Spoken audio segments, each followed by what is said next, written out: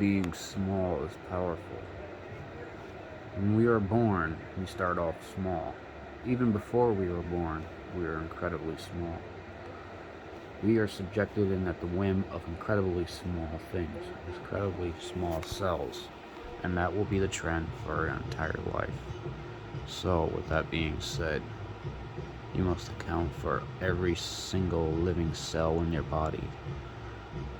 Not individually, obviously, it would be too much for us to handle, uh, but to provide the nutrients necessary and needed to sustain and allow for the healthy replication of these necessary cells to continue you forward in life, to keep you living.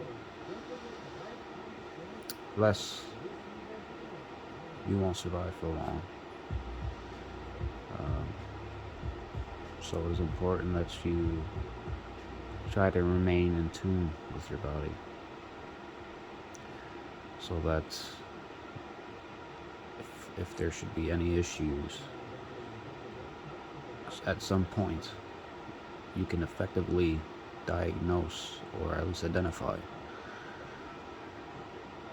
the issues that is arising from the particular problem, whether that be from your intestines, whether that be from your kidneys, your liver, your heart, your brain, so on and so forth. And remember that too much of anything isn't necessarily good for you. And that even can stretch to overthinking. Too much thinking isn't good for you.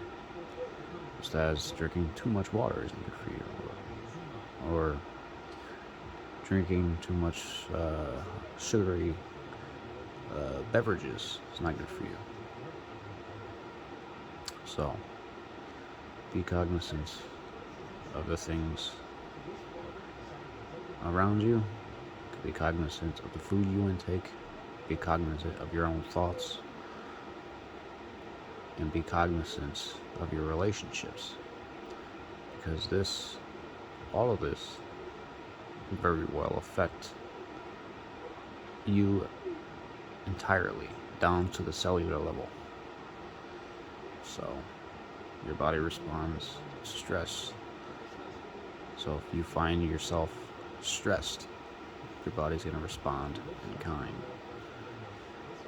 And this won't necessarily be healthy for you in the long term.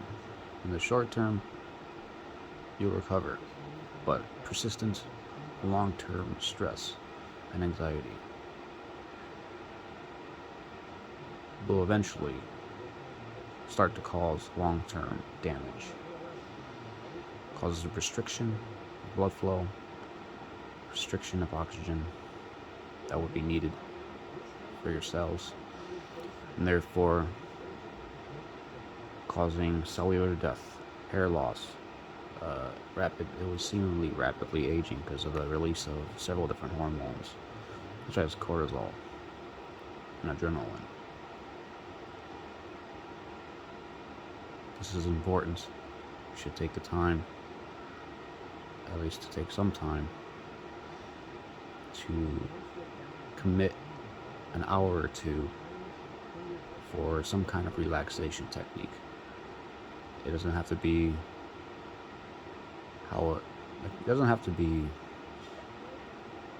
like how you would see at a particular place or a particular spa or whatever the case may be. It'd be something that is more in tune or more in line with what you find most relaxing to you, what puts you in a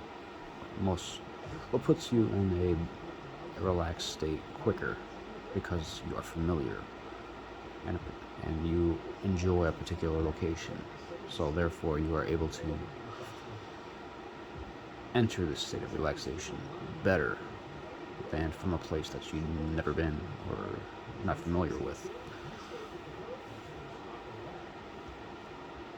Be mindful and just take it easy on yourself. Life is hard as it is. We shouldn't have to make it hard on ourselves. And if we can learn a thing or two, we shouldn't make it hard for each other. We're only here for a short period of time, for however long our bodies are permitted.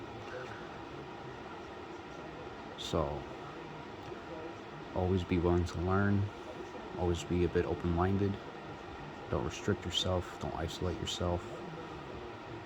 But still, try to find some alone time with yourself, to understand yourself, to understand the reactions, to understand the knee-jerk reactions, to understand the twitches, the thoughts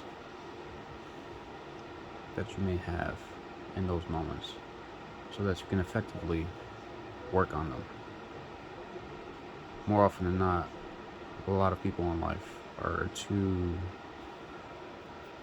stuck in a particular state, or stuck in a pattern of negativity or a pattern of bad habits. Not intentionally, more often than not, but just because it's mostly because it's circumstantial. Because things happen and they've never really got a good beat on it, or they were never really taught on how to handle it, or they know the techniques, but execution is a problem. So, if you know what you have to do, but don't know how to do it, you got to take the first small baby step. If that means reaching out to somebody in your inner circle, maybe familiar, or reaching out to somebody like a professional for the first time. Maybe you have a stigmatism or a stigma about reaching out to somebody, and it's therefore kind of paints a false image in your head about it, and therefore prevents you from reaching out. Well, it's an old habit. It's an old thought pattern. And remember, that doesn't do you well, because it keeps you still. It keeps you locked into old ways than from reaching out to change something that's not helping you. So, just I would say my advice to start with is to set aside an hour of your time somewhere first, so that you can relax and just try to understand yourself, basically. Understand how you feel in that moment, how you feel in that hour, like noticing certain patterns of thoughts, noticing your reactions to said pattern of thoughts, and how your body responds to those thoughts, and what kind of stress it brings you. Because therefore, you can effectively target whatever it is that's bothering you the most. So if you already know what bothers you the most, then you know what you have to do. But if you don't know what you have to do, again, reach out to somebody, talk to someone, ask for some assistance, get some help.